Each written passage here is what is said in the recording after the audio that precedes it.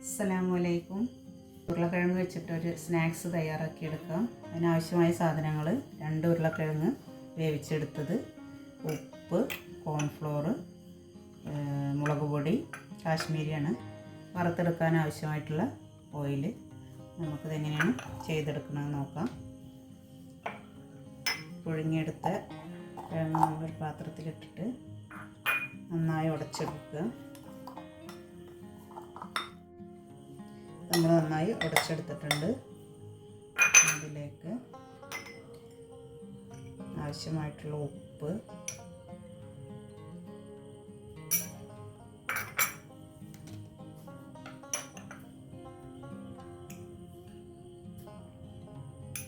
ഒരു 1/2 ടീസ്പൂൺ മുളക് പൊടി,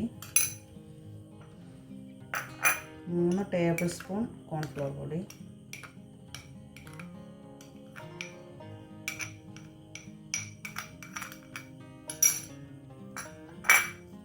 കൈ വെച്ചിട്ട് നന്നായി കുഴച്ചെടുക്കുക.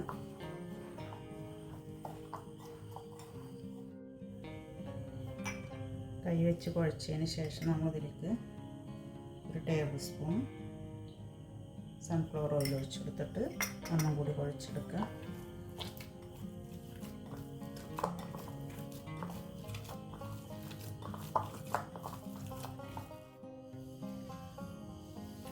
കുഴച്ച് വെച്ച മാവിൽ നമുക്ക് കുറേശ്ശെ എടുത്തിട്ട് കയ്യുമ്മേ കുറച്ച് എണ്ണ ഓയിലിന് തടവിട്ട് ചെറിയ ബോളുകളാക്കിയിട്ട് മാറ്റിയെടുക്കുക.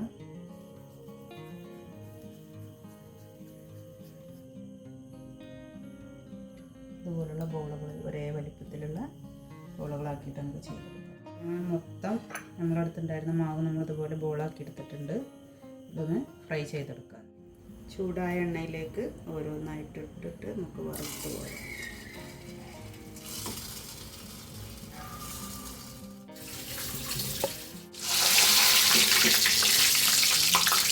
ക്രിസ്പിയായിട്ട് മുരിഞ്ഞിട്ടുണ്ട്.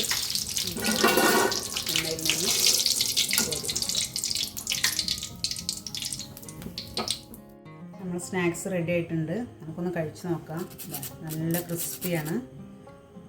സോസിൽ ഡിപ്പ് ചെയ്തിട്ട് കഴിച്ച് നോക്കാം.